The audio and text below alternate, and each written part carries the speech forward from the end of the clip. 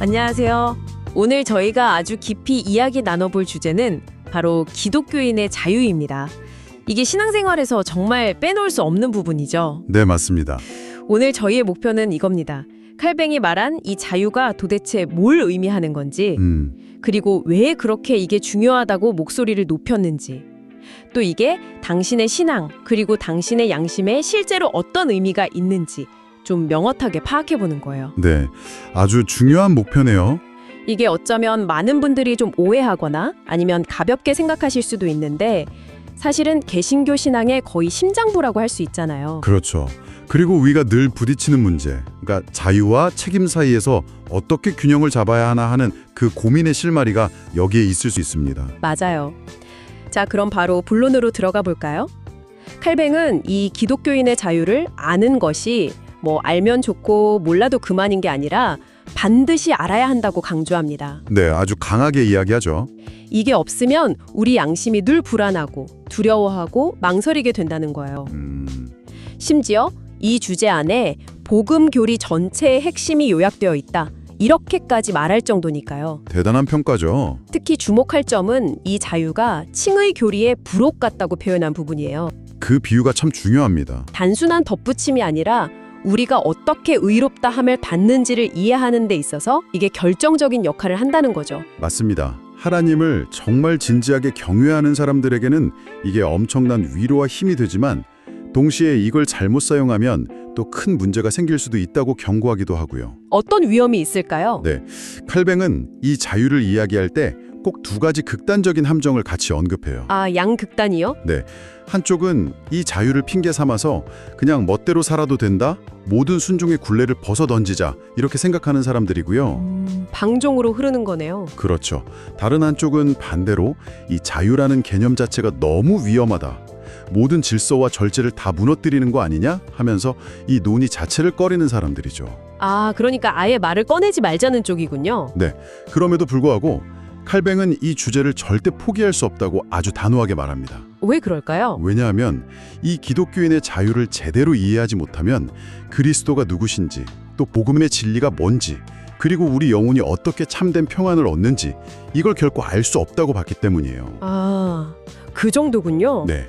그래서 이걸 잘못 사용할 위험이 분명히 있지만 그 위험을 감수하고서라도 이 중요한 진리는 반드시 가르치고 지켜야 한다고 주장한 거죠. 좋습니다. 그럼 이제 칼뱅이 말하는 기독교인 자유의 그 첫 번째 측면을 좀 자세히 들여다보죠. 네. 이게 우리가 의롭다 함을 얻는 것, 즉 칭의와 관련해서 율법의 속박에서 벗어나는 자유라고 하셨죠? 네, 맞습니다. 첫 번째가 바로 그 부분입니다. 네. 여기서 핵심 질문이 이거 같아요. 내가 어떻게 해야 하나님 앞에서 의롭게 될 수 있지? 이게 아니라 나처럼 이렇게 부족하고 죄 많은 존재가 도대체 어떻게 하나님 앞에서 의롭다고 여겨질 수 있는 거지? 하는 질문으로 바뀌는 거죠. 그렇죠. 질문의 방향 자체가 달라지는 겁니다. 칼뱅은 우리가 하나님 앞에서 내가 정말 의로운가? 이 확신을 얻으려고 할 때 율법의 기준이나 내 행위 같은 걸 완전히 넘어서야 한다고 말해요. 율법의 잣대는 잠시 잊어버리라는 거죠. 네, 왜냐하면 율법 자체는 그 누구도 완벽하게 의롭게 만들 수 없기 때문이라는 겁니다. 율법은 완벽을 요구하는데 우린 거기에 도달할 수가 없으니까요. 아, 그렇죠. 그래서 칭의를 얻으려면 내 노력이나 행위가 아니라 오직 하나님의 자비, 그리고 그리스도께서 이루신 그 일에만 전적으로 의지해야 한다. 이렇게 보는 거죠. 근데 여기서 이제 오해가 생길 수 있잖아요. 그럼 이제 율법은 아무 쓸모도 없는 건가? 이렇게요? 네, 아주 흔한 오해죠. 칼뱅은 절대 그렇지 않다고 아주 강하게 선을 긋습니다. 아, 그래요? 네, 칭의의 문제, 다시 말해서 내가 구원받을 자격이 있는가 하는 이 문제 앞에서는 율법이 우리를 정죄하거나 판단할 힘을 잃는 건 맞아요. 하지만 그렇다고 율법의 역할이 완전히 끝나는 건 아니라는 겁니다. 그럼 어떤 역할이 남는 거죠? 여기서 아주 중요한 구분이 필요합니다. 바로 칭의와 성화를 구분하는 거예요. 아, 의롭다 인정받는 것과 거룩하게 살아가는 것. 네, 그렇죠. 우리가 하나님 앞에서 무죄 하고 인정받는 것은 율법 준수 여부와 상관없이 오직 믿음으로 되는 거지만 일단 그렇게 무죄가 된 신자는 이제 어떻게 살아야 할까요?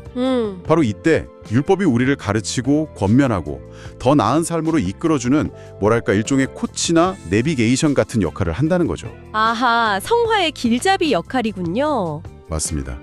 거룩함으로 부름받았으니까 율법은 여전히 신앙생활에 아주 중요한 안내자가 되는 겁니다. 칼뱅이 이 점을 설명하려고 갈라디아서를 인용한다고 하셨죠. 네, 당시 어떤 사람들은 바울이 말한 자유가 그냥 유대교의 제사법 같은 그런 의식적인 율법에서만 벗어나는 거다 이렇게 좀 축소해서 해석을 했어요. 아, 그냥 제사 규정 같은 것들만 해당된다고요? 네, 근데 칼뱅은 그건 너무 좁은 해석이라고 반박합니다. 왜죠?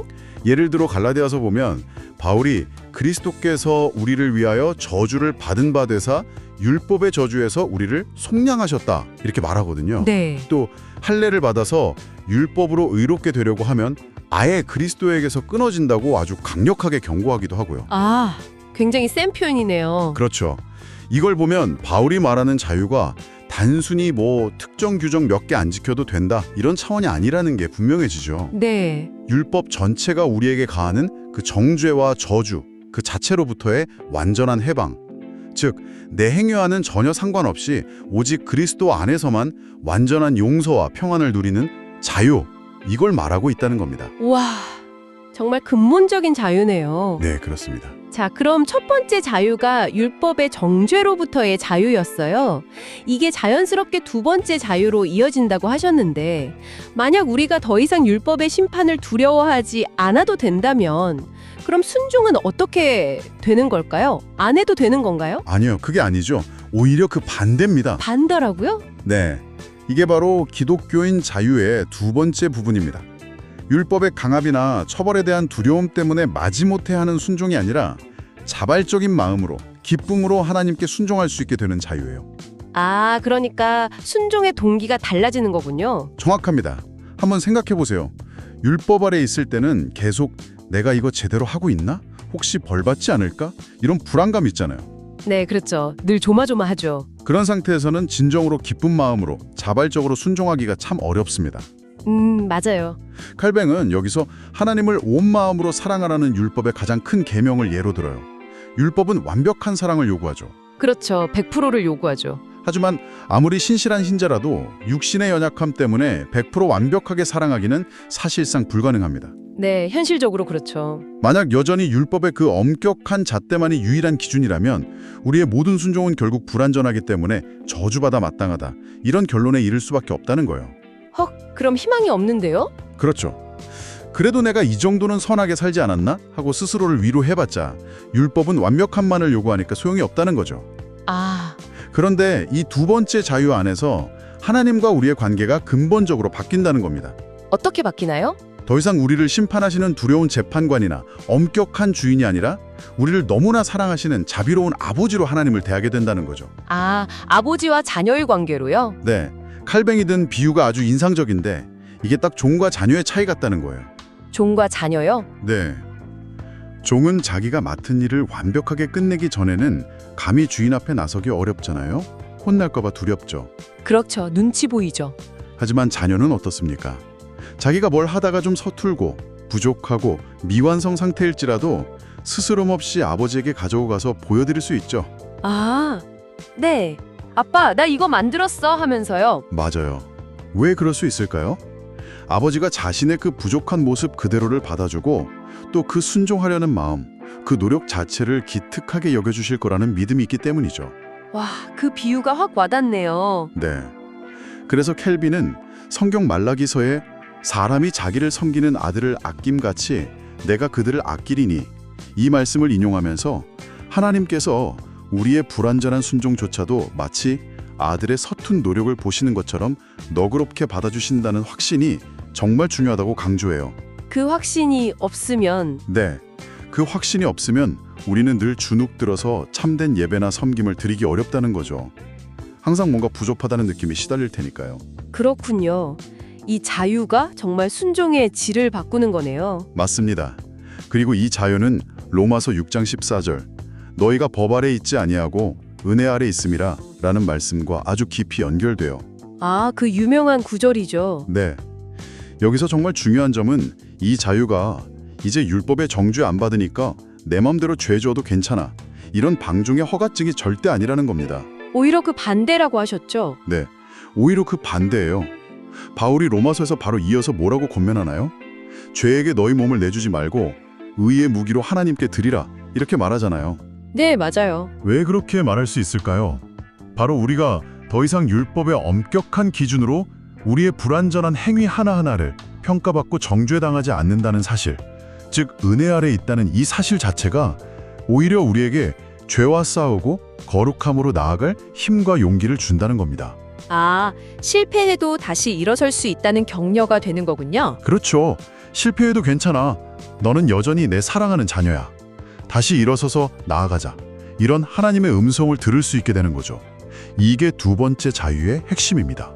와, 정말 놀라운 자유네요. 자, 그럼 이제 기독교인 자유의 세 번째 부분으로 넘어가 보겠습니다. 이건 중립적인 것들, 아까 말씀하신 신학 용어로는 아디아포라라고 불리는 것들에 대한 자유라고요. 네, 맞습니다. 세 번째는 아디아포라에 관한 자유입니다. 이건 그 자체로는 선하거나 악하지 않은 외적인 문제에 대한 자유라고 하셨죠?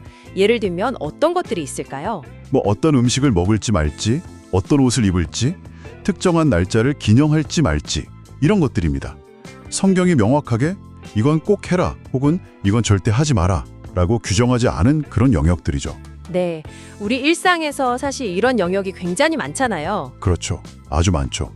칼뱅은 이 자유에 대한 이해가 없으면 우리 양심이 끝도 없는 불안감과 사소한 규칙들에 얽매이게 된다고 아주 강하게 경고해요. 어떻게 얽매인다는 거죠? 아주 재미있는 예시를 하나 드는데 만약 어떤 사람이 아마포, 그러니까 리넨 옷을 입는 게 혹시 죄가 아닐까 하고 의심하기 시작하면 네.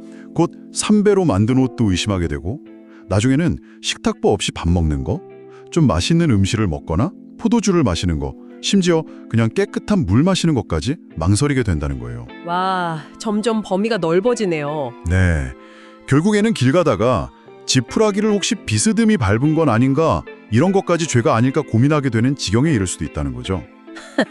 하하, 그건 좀 과장 같기도 하지만 어떤 의미인지는 알겠어요. 끝없는 자기 검열에 빠지는 거네요. 맞습니다.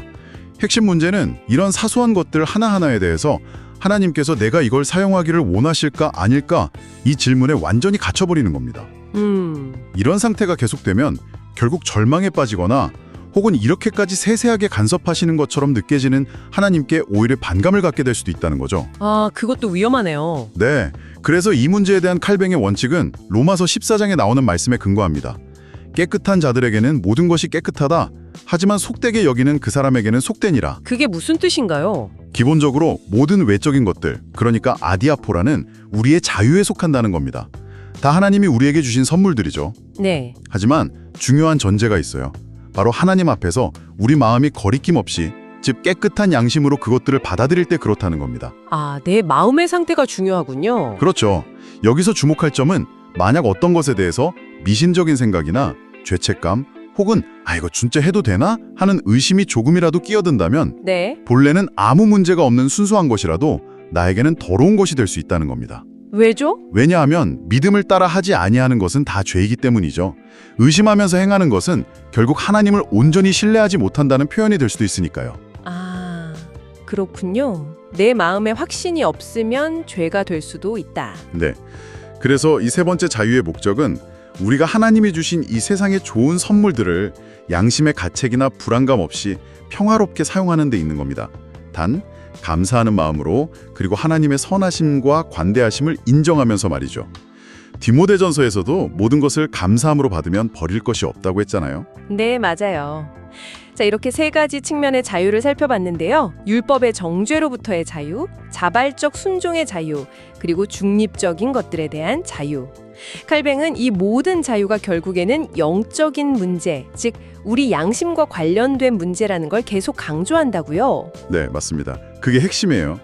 주된 목적은 죄사함에 대한 확신, 또 우리의 부족한 순종이 하나님께 받아들여진다는 확신, 그리고 이런 중립적인 것들을 사용할 때 느끼는 쓸데없는 불안감이나 죄책감으로부터 우리 양심을 해방시키는 데 있다는 거죠.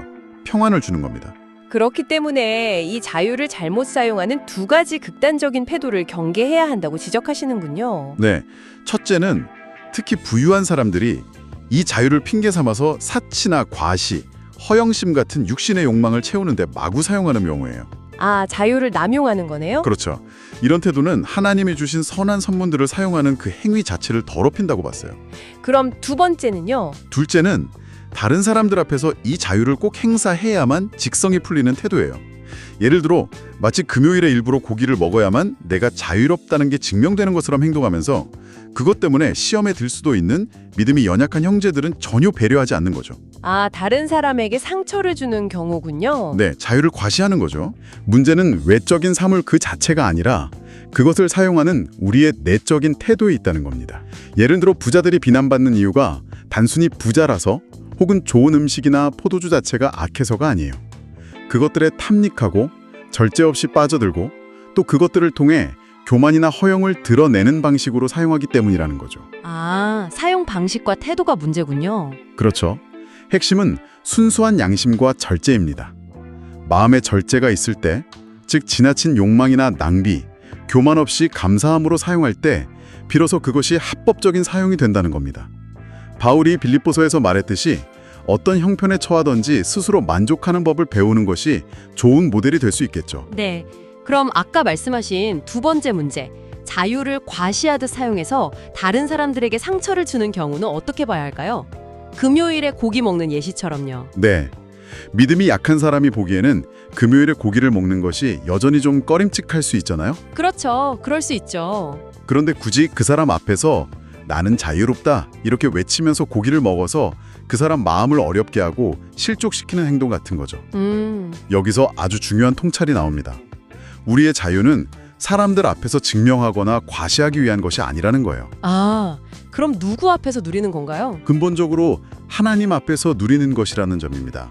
그리고 더 흥미로운 것은 칼뱅이 자유는 어떤 것을 하는 것뿐만 아니라 하지 않는 것, 즉 삼가는 것에도 있다고 말한다는 거예요. 삼가는 것도 자유라고요? 네. 예를 들어 내가 고기를 먹을 자유가 있어요. 하지만 내 옆에 있는 형제를 사랑하는 마음 때문에 그 형제가 시험에 들까 봐 내가 평생 고기를 먹지 않기로 선택한다고 해도 내 양심은 여전히 자유롭다는 거죠. 와, 그건 생각 못했네요. 네. 중요한 건 다른 사람, 특히 믿음이 연약한 형제의 양심을 무시하지 않는 사랑의 태도라는 겁니다. 그렇군요. 바로 여기서 걸려 넘어지게 하는 것, 즉 스캔들이라는 개념이 중요해지는 거군요. 네, 맞습니다. 칼뱅은 여기서 두 종류의 스캔들을 구분해요. 이게 아주 유용한 구분입니다. 두 종류요? 네. 첫째는 주어진 스캔들입니다. 이건 나의 부주의함이나 무분별한 행동 때문에 실제로 믿음이 약하거나 잘 모르는 사람이 상처받고 실족하게 되는 경우를 말해요. 이때 책임은 행동한 나에게 있죠. 아, 내가 원인 제공을 한 거네요. 그렇죠. 둘째는 받아들여진 스캔들입니다. 이건 내 행동 자체에는 아무 문제가 없는데 듣는 사람의 악이나 비뚤어진 마음 때문에 스스로 시험에 들고 걸려 넘어지는 경우예요. 이건 상대방이 스스로 받아들인 것이지 내가 준 게 아니라는 거죠. 아, 그러니까 오해하거나 꼬투리 잡는 경우 같은 거군요. 네, 정확합니다. 이 구분에 따른 적용은 아주 명확해요. 우리는 연약한 형제들을 실족시키는 주어진 스캔들은 당연히 피해야 합니다. 사랑으로 배려해야 하는군요. 그렇죠. 로마서 14, 15장이나 고린도전서 8장, 10장에서 바울이 계속 강조하는 게 바로 이 부분이죠. 사랑으로 그들의 약함을 담당해야 합니다. 그럼 받아들여진 스캔들은요? 반면에 악의를 가지고 일부러 트집을 잡는 사람들, 칼뱅이 바리새인들이라고 불렀던 그런 부류가 받는 받아들여진 스캔들에 대해서는 굳이 신경 쓸 필요가 없다는 겁니다. 아, 무시해도 된다고요? 네, 예수님께서도 그냥 두어라. 그들은 맹인이 되어 맹인을 인도하는 자들이다 라고 말씀하셨잖아요. 그들의 비난에 우리의 자유가 묶일 필요는 없다는 거죠. 와, 이 구분이 정말 실제적인 지침을 주네요. 사도 바울의 행동에서도 이 두 가지 적용의 예를 찾아볼 수 있다고요? 네, 그렇습니다. 이게 정말 흥미로운 지점인데요. 어떤 예가 있나요? 한편으로 바울은 유대인들의 연약함을 고려해서 자기 제자인 디로데에게 할례를 행합니다. 아, 디모데에게요? 네, 이건 바울이 여러 사람에게 여러 모습이 되었다고 말한 것처럼 복음을 효과적으로 전하기 위해서 사랑으로 상대방의 수준과 문화를 고려한 행동이었죠. 주어진 스캔들을 지혜롭게 피한 겁니다. 그렇군요. 하지만 다른 한편으로 갈라디아 교회에서 거짓 형제들이 나타나서 복음의 본질인 이 자유를 위협하면서 할례를 받아야만 구원받는다고 강요했을 때는 어떻게 했나요? 그때는 그때는 복음의 진리를 수호하기 위해서 이방인이었던 디도에게 할례 주기를 아주 단호하게 거부했습니다. 아, 그때는 거부했군요. 네, 이것은 악의적인 바리새인들의 스캔들에 굴복하지 않은 대표적인 예입니다. 왜냐하면 이때 할례를 받는 것은 단순히 중립적인 행위가 아니라 행위로 구원받는다는 거짓 가르침에 동조하는 것이 되어버리기 때문이죠. 복음의 핵심을 훼손하는 일이 되는 겁니다. 와, 상황에 따라 지혜롭게 대처했네요. 그러니까 핵심 원리는 항상 사랑, 그리고 이웃의 덕을 세우는 것이군요. 맞습니다. 고린도전서 10장에서 말하듯이 모든 것이 가하나 모든 것이 유익한 것은 아니며 모든 것이 가하나 모든 것이 덕을 세우는 것은 아니니 자기 유익을 구하지 말고 남의 유익을 구하라는 거죠. 내 자유를 사용하는 것이 이웃에게 유익하다면 사용하고 해가 된다면 삼가야 한다. 그렇죠. 그런데 때로는 특히 방금 디도의 경우처럼 거짓 가르침에 맞서 싸울 때는 오히려 자유를 단호하게 사용하는 것이 궁극적으로 이웃의 영적인 유익을 위한 행동이 될 수도 있다는 겁니다. 진리를 지키는 것이 가장 큰 사랑일 수 있으니까요. 아, 그것도 중요한 통찰이네요. 네. 그런데 여기서 또 한 가지 주의할 점이 있어요. 이 걸려 넘어지게 함을 피해야 한다는 사랑의 원칙을 오용해서는 안 된다는 겁니다. 오용이라면 어떤 경우죠? 이 원칙은 기본적으로 선하지도 악하지도 않은 중립적인 것들, 즉 아디아포라에만 해당된다는 점을 기억해야 합니다. 아, 아디아포라에만요? 네, 하나님께서 명백하게 하라고 명령하신 반드시 해야 할 의무에는 이 원칙이 적용되지 않습니다. 예를 들면요? 예를 들어 이웃을 기쁘게 한다는 핑계로 하나님께서 명하신 공적인 예배를 소홀히 한다거나 혹은 진리를 왜곡하는 일에 타협해서는 안 된다는 거죠. 아, 사랑이 핑계가 되어서는 안 된다는 거군요. 그렇죠. 사랑은 항상 믿음의 순수함 아래에 있어야 합니다. 이웃을 기쁘게 하려고 하나님을 노엽게 해서는 안 되죠. 칼뱅은 당시의 일부 사람들이 불경건한 종교적 관습에 참여하면서 아, 우리는 연약한 자들에게 젖을 먹이는 거야 이렇게 변명하는 것을 아주 신랄하게 비판했어요. 뭐라고 비판했나요? 그건 젖이 아니라 독을 먹이는 것과 같다고 말했습니다. 이런 잘못된 사랑의 개념 때문에 하나님의 명백한 명령을 어겨서는 안 된다는 거죠. 권위, 예를 들어 국가나 교회의 규칙과 어떤 관계를 맺는지 좀 살펴보죠. 네, 이것도 아주 실제적이고 중요한 문제입니다. 칼뱅은 기독교인의 자유가 본질적으로 양심의 문제에 있어서 인간의 권세로부터 자유롭다는 것을 의미한다고 강조한다고요? 네, 하나님께서 자유롭게 허락하신 영역에서 인간이 만든 규례나 정통의 족쇄에 우리의 양심이 얽매여서는 안 된다는 겁니다. 우리의 양심은 사람의 권위로부터 해방되었다. 그렇죠.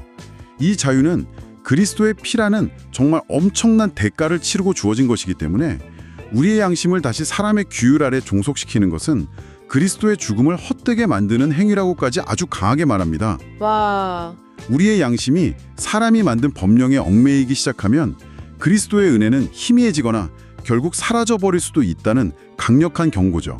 갈라디아서 5장에서도 다시 종의 멍에를 매지 말라고 했잖아요. 네, 그런데 이 문제가 좀 복잡하게 느껴지는 게 우리가 사회 속에서 살아가려면 법이나 규칙을 따라야 하잖아요. 맞습니다.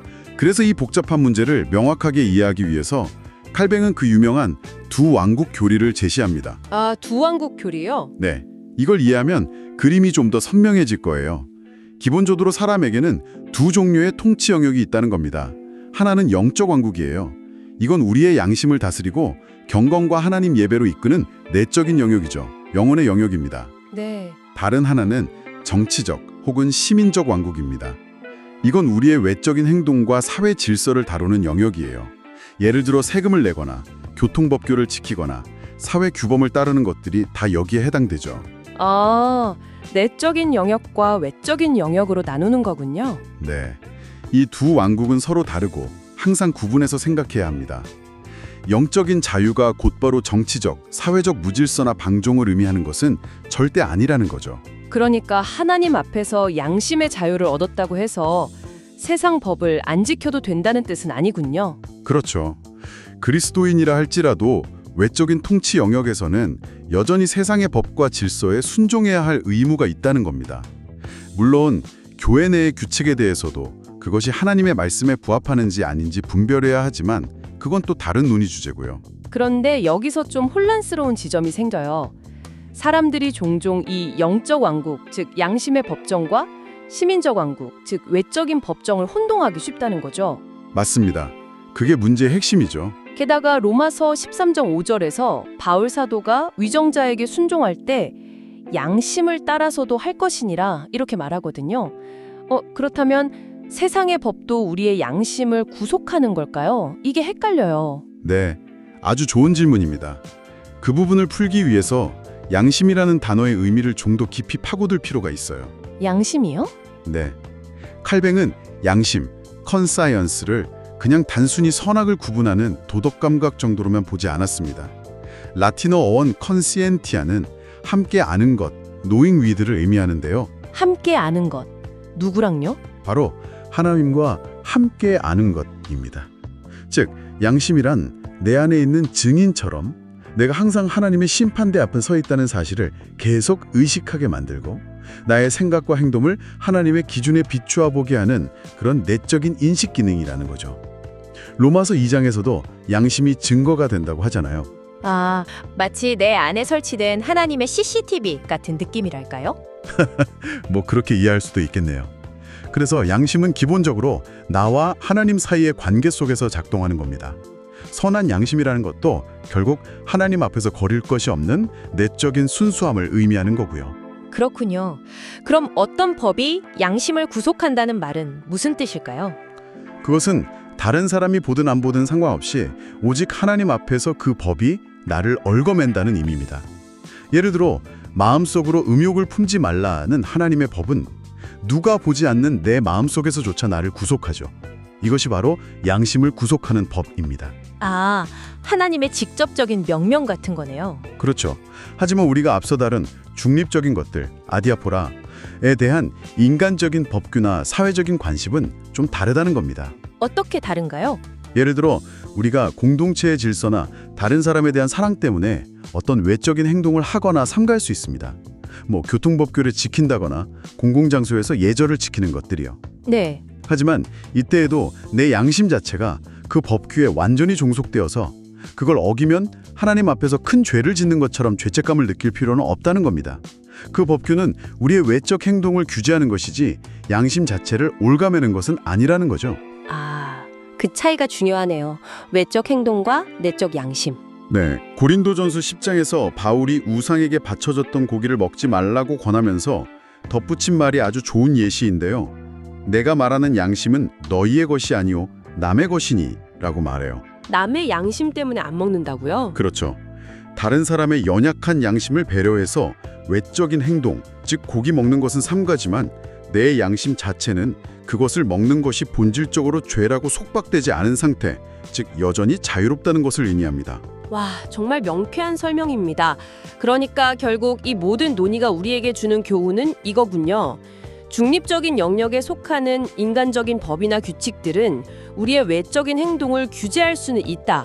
사랑이나 공동체의 질서를 위해서. 네, 하지만 그것들이 하나님 앞에서 우리의 양심 자체를 죄책감으로 얽어매거나 속박해서는 안 된다는 것. 맞습니다.